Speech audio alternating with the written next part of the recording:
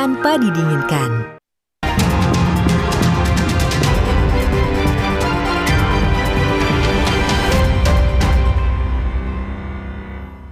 Saatnya ke diskusi utama Kompas Petang, Saudara. Terpidana kasus fitnah terhadap mantan Wakil Presiden Yusuf Kala, Sylvester Matutina, mengajukan langkah hukum peninjauan kembali atau PK. Setelah hampir 6 tahun ia tidak dieksekusi kejaksaan di Kejaksaan Negeri Jakarta Selatan, Sylvester baru mengajukan PK ke Pengadilan Negeri Jakarta Selatan. Kasasi Sylvester telah dibacakan 16 September 2019. Di tingkat kasasi, relawan Jokowi ini tetap dinyatakan bersalah telah melakukan fitnah dan hukumannya diperberat menjadi penjara 1 tahun 6 bulan.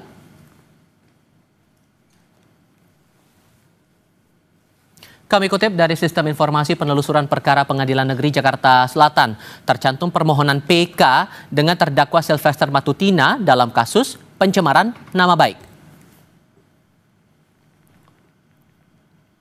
Yang perlu dipahami, Saudara, syarat permohonan peninjauan kembali atau PK dalam perkara pidana menurut pasal 263 Kitab Undang-Undang Hukum Acara Pidana harus ada novum atau bukti baru, adanya kekhilafan hakim dalam putusan, atau putusan mengabulkan sesuatu yang tidak dituntut atau melebihi tuntutan.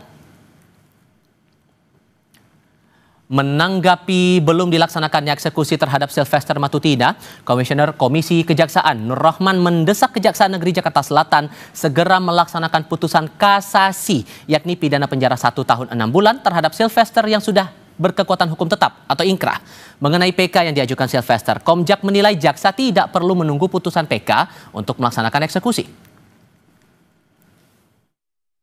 Komisi Kejaksaan Republik Indonesia masih terus memonitor perkembangan pelaksanaan eksekusi terhadap terpidana Sylvester oleh jaksa eksekutor dari Kejaksaan Negeri Jakarta Selatan.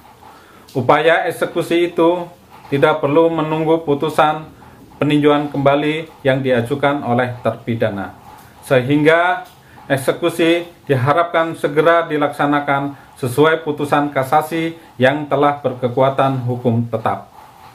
Karena kalau menunggu putusan peninjauan kembali, maka akan menjadi presiden buruk bagi penegakan hukum di Indonesia. Eksekusi tak juga diterapkan Kejaksaan Negeri Jakarta Selatan terhadap terpidana Sylvester Matutina yang justru mengajukan peninjauan kembali perkaranya ke Pengadilan Negeri Jakarta Selatan. Lalu apa yang membuat jaksa seolah tidak berani mengeksekusi Sylvester, dan bisakah seorang terdakwa yang belum menjalani masa pidana mengajukan PK? Kami akan diskusikan bersama para narasumber. 2 narasumber bergabung di studio Kompas TV kali ini. Ada terlapor kasus dugaan pencemaran nama baik Roy Suryo. Mas Roy, apa kabar? Alhamdulillah baik. Terima kasih sudah bergabung bersama kami. Juga bergabung bersama kami Wakil Ketua Umum Jokowi Mania Andi Azwan. Bang Andi, apa kabar? Baik, Mas Tefal. Terima kasih sudah hadir. Dan lewat sambungan dalam jaringan juga sudah bergabung bersama kami Guru Besar Fakultas Hukum Universitas Pelita Harapan, Jamin Ginting. Prof Jamin, dengan Tifal apa kabar? Sore Tifa, baik, sehat. Terima kasih sudah bergabung bersama kami. Mas Roy, seolah ada ketidakberanian. Kenapa disebut tidak berani? Karena sampai sekarang vonisnya dari Sylvester yang sudah inkrah itu tak kunjung dilakukan oleh jaksa. Menurut Anda, kalau dari pandangan Anda pribadi, kenapa kok sampai sekarang belum juga dieksekusi nih? Ya jangankan saya, ya orang-orang yang sangat mengerti hukum, ya kayak dewanya hukum di Indonesia, Prof Mahfud misalnya juga kan mengatakan ini harus dieksekusi. Gitu loh, dan bahkan beliau juga komentar mau ada PK peninjauan kembali atau tidak, padahal kan PK itu syarat-syaratnya kan tadi ada novum atau ada kelalaian hakim, kemudian ada misalnya pemberlakuan putusan yang melebihi, itu kan tidak ada semua, dan yang jelas dia harus masuk duluan. Karena dia belum masuk duluan, ya lucu saja kalau kemudian tidak atau belum diberlakukannya eksekusinya. Makanya saya juga salut terhadap Komisi Kejaksaan tadi, Wakil Komjak, harus diberlakukan. Makanya kalaupun itu dilakukan atau ada permintaan PK, ya sekarang kan PK, kemarin kan kita juga dengar Mas Tifal katanya dimintain amnesti, ya itu lucu-lucuan semua gitu, belum menjalankan. Dan juga kesannya tidak berani atau ada kesan lain di sini? Pasti juga tidak berani, karena sebenarnya kalau dikatakan berkas belum masuk ya, kalau kita lihat kan ini kan sudah zaman online, sudah zaman serba terbuka. Kalau kita lihat di website Kepaniteraan Mahkamah Agung, Itu juga jelas bahwa tanggal kirim ke pengadilan pengaju, artinya Mahkamah Agung itu juga kemudian mencatat di sini, itu sudah semenjak Senin 9 September 2019. Jadi sudah lama banget ini memang harusnya dieksekusi. Kenapa tidak? Ya, tanyakan kepada orang besar yang ada di balik dia. Ini orang besarnya siapa lagi? Orang Jangan bikin spekulasi baru lagi nih, Bang. Nuduh orang besar, ya. Tapi kemudian ternyata dirinya yang punya orang besar mungkin ya. Mungkin badannya krempeng, tapi orangnya besar. Sampai disinggung orang besar nih Bang Andi. Ya ini fitnah lagi nih, nggak masuk akal lah. Kalau yang dimaksud beliau itu kan Pak Jokowi. Loh, ya kan krempeng kan tinggi. Ya enggak lah. Ya. Krempeng kan nggak mesti dia salah. Sudah tidak menjabat kalau bicara itu ya. Kalau kita kembali ke konteksnya itu, ya tinggal kita menyerahkan aja kepada Kejari, jaksa eksekutornya bagaimana gitu kan. Kalau misalnya dikata, ini kan sudah 6 tahun yang lalu ya, ini kita harus bedakan ya dengan kasus Pak Jokowi yang sekarang kita sedang berjalan ini. Ya Bung Sylvester memang adalah dari tim kami juga ya, sebagai tim relawan ya.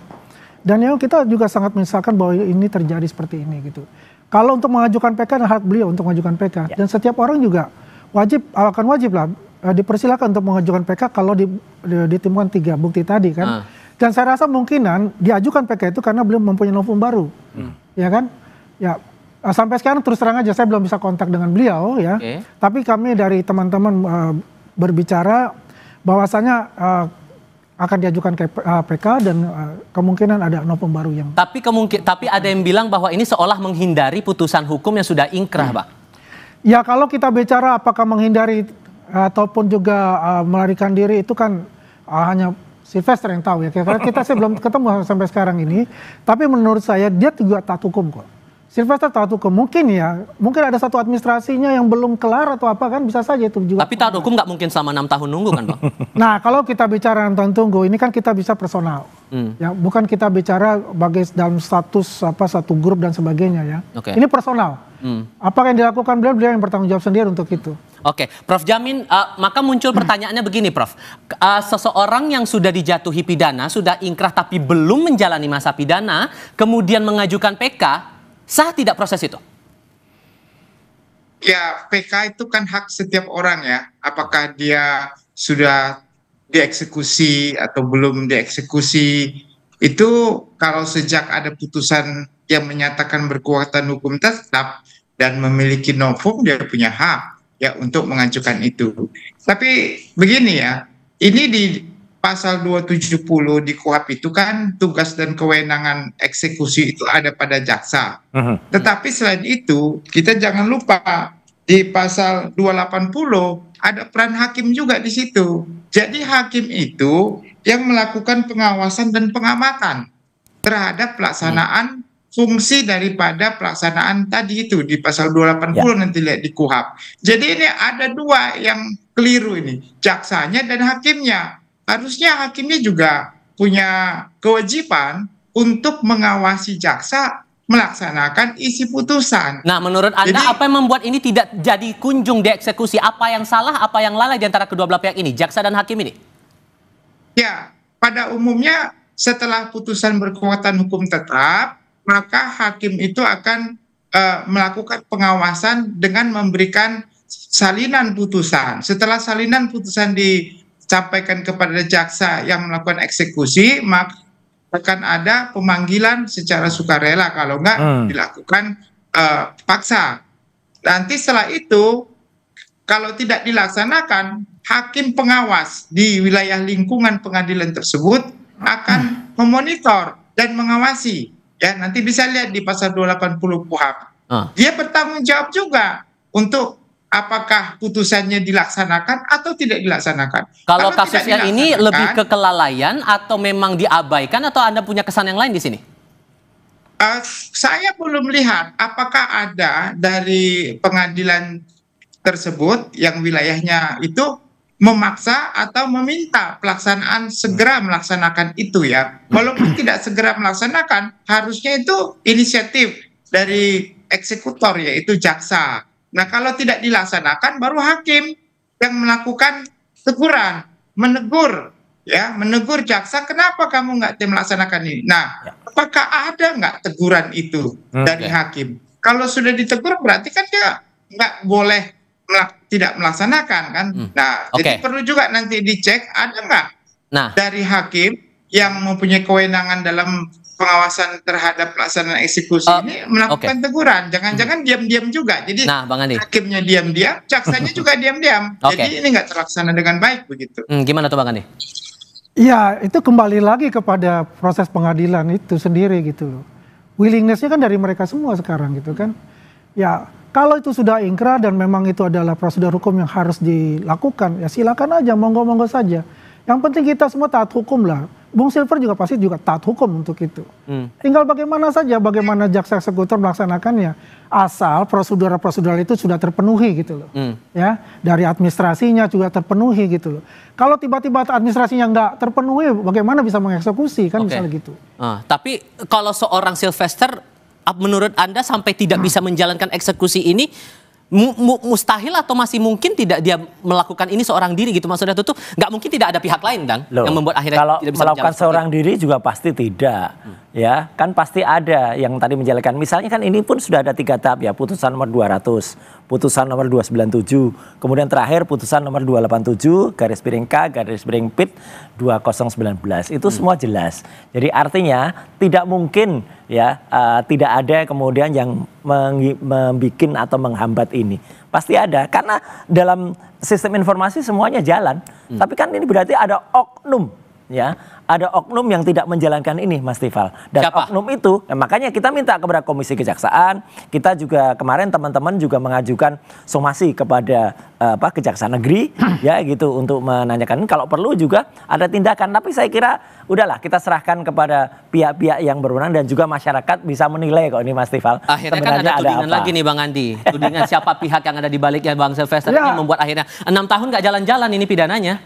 Ya sah-sah saja orang mengadakan tudingan-tudingan itu. Ya berpraduga. Tapi logis nggak kalau ada pandangan kayak gitu? Ya kalau kita bicara logika, ya mungkin saja ya kalau bicara logikanya ya. Tapi apakah ini, tadi kan dijelaskan oleh Pak Prof Jamin juga, apakah ini jaksa dan hakim ini matching nggak nih? Ya kan? Tadi kan dikatakan untuk mengajukan PK itu ada 3 tahapan itu kan. Ada putusan hakim yang salah, ya kan?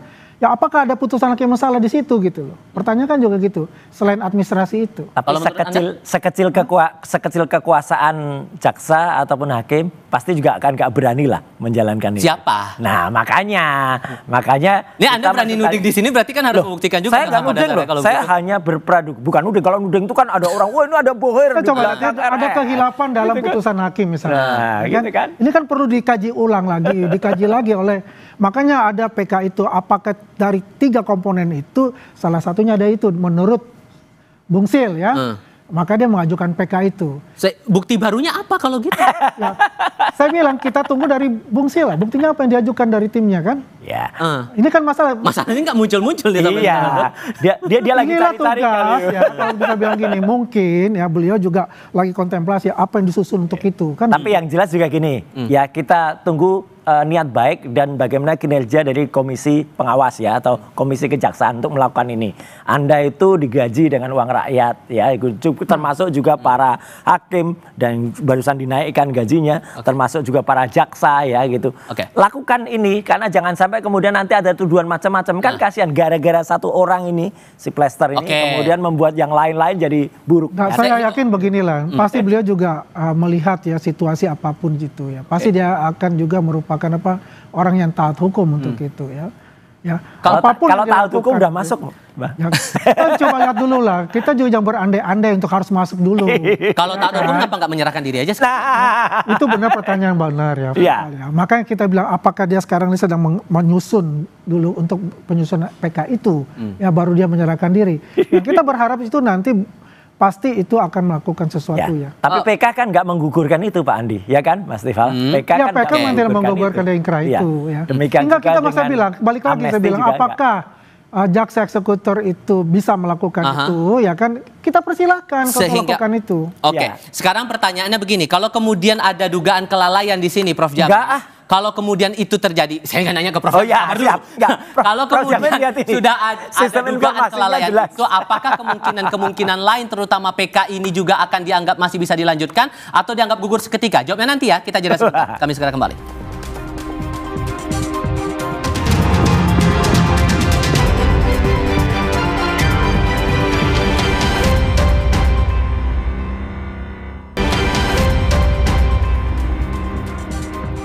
Prof. Jamin, seandainya ada kelalaian yang dilakukan oleh jaksa, seandainya ini sudah ditemukan oleh Komisi Kejaksaan ada kelalaian tidak kunjung melakukan eksekusi terhadap Sylvester, maka apa konsekuensinya terhadap si jaksa yang tidak melakukan eksekusi, dan apakah ini seketika tidak akan PK yang diajukan Sylvester ini otomatis tidak akan bisa dilanjutkan? Ya, tentu terkait dengan kelalaian tugas dan tanggung jawab seorang jaksa, ya, apakah atas inisiatif sendiri ataupun berdasarkan perintah jabatan pimpinan, ya itu tentu menjadi pelanggaran etik ya dan administratif yang bisa nanti diajukan untuk diberikan sanksi ya kepada pelakunya tersebut. Saya ingin mengatakan hal seperti ini ya. Kenapa orang mengajukan PK dia harus hadir, ya harus hadir. Kalau kita ketahui dahulu, orang bisa melarikan diri DPO lalu mengajukan PK begitu, karena dia khawatir kalau dia hadir nanti dia ditangkap dan dimasukkan ke penjara begitu ya. Nah, jadi sekarang ini maka setiap permohonan PK itu harus hadir dan sendiri mengajukan. Nah, kenapa? Karena agar dapat dieksekusi, dimasukkan ke dalam tahanan begitu. Nah, inilah filosofi kenapa pemohon PK itu harus hadir. Nah, sedikit rancu dan aneh kalau orang yang seharusnya hadir ada tidak dieksekusi tapi bisa mengajukan PK begitu. Nah, ini menjadi suatu hal di bidang hukum ini menjadi gak sedikit rancu begitu. Karena sudah diatur sedemikian rupa tidak boleh orang mengajukan PK kalau dia tidak hadir sendiri. Dia sendiri yang hadir untuk mengajukan PK itu. Begitu. Di sisi lainnya juga begini, dari Kejaksaan Agung lewat Kapus Penkum Anang Supriyatna juga sudah menyatakan sidang peninjauan kembali yang bakal diajukan Sylvester ini sudah terjadwal tanggal 20 Agustus 2025. Kita coba simak pernyataan Kapus Penkum. Informasi dari Kepala Kejaksaan Jakarta Selatan yang diterima pada tanggal 11 Agustus dan terjadwal untuk persidangannya tertanggal 20 Agustus untuk persidangan permohonan PK dari saudara terpidana Sylvester.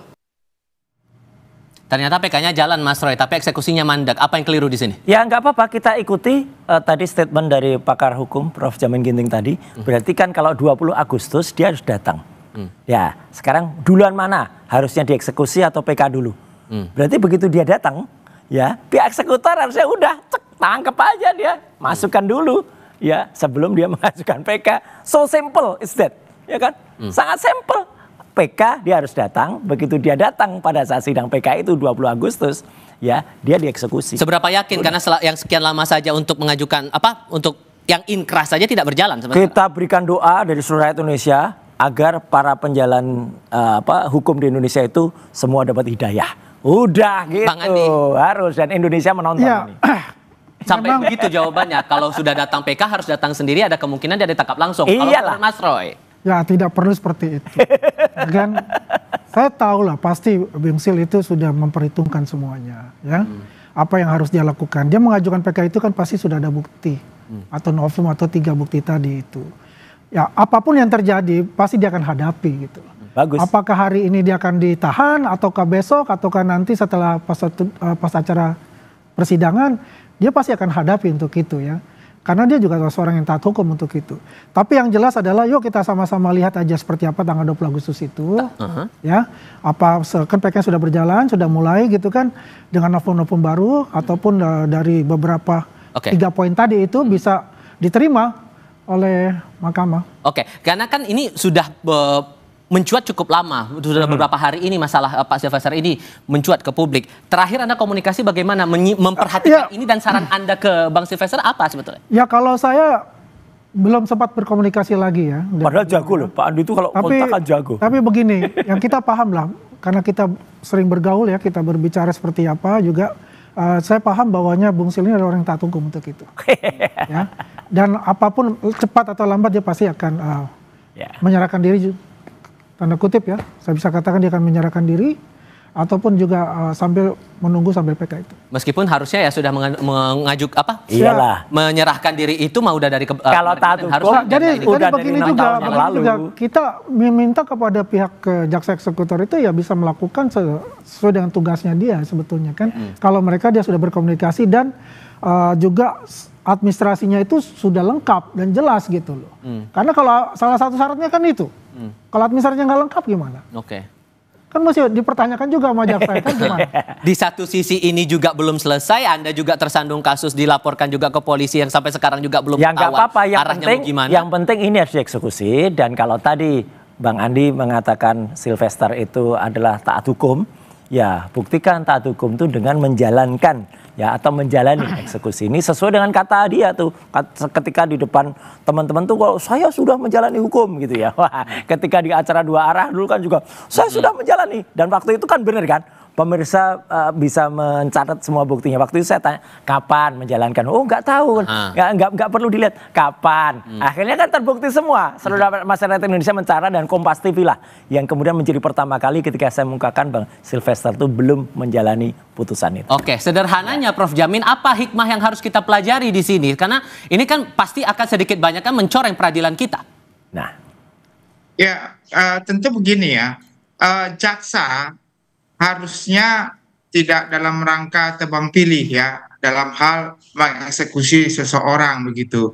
Ini juga tanpa sorotan masyarakat, saya kira bahaya juga kalau sampai nantinya ada orang-organ tertentu yang sebenarnya harus sudah melaksanakan putusan tetapi tidak ada yang mantau, akhirnya berkeliaran begitu ya, tidak dieksekusi. Ini seperti gunung es ya. Jadi Komja, Komisi Kejaksaan, masyarakat harus memantau semua terhadap pengadilan-pengadilan di mana jaksa yang tidak melaksanakan eksekusi ya.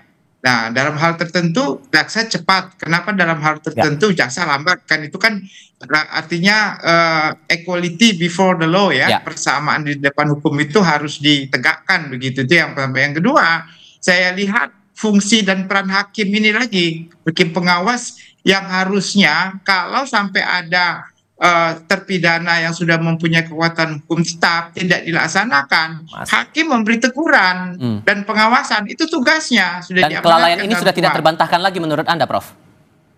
Ya, saya kira sudah nyata di depan mata ya, dan sudah terbuka sekali ya. Artinya orangnya sendiri akhirnya juga sering ada di media. Makanya saya juga bingung. Biasanya orangnya harusnya sembunyi-sembunyi, nggak sudah terlalu. Tapi karena dia sudah ada di media dan menunjukkan kapasitasnya seperti itu, artinya masyarakat semakin yakin bahwasannya ada sesuatu yang mengganjal dalam penerapan. Yang bilang Prof Jamin. Oke, sudah kami tangkap poin dari situ. Mas Roy, Bang Andi, terima kasih sudah datang ke studio. Puncak gunung es, puncak gunung Sylvester. Baiklah. Oke, Mas Roy, Bang Andi, terima kasih sudah datang. Prof Jamin, terima kasih sudah bergabung dalam diskusi kami kali ini. Sehat selalu semuanya. Selamat sore.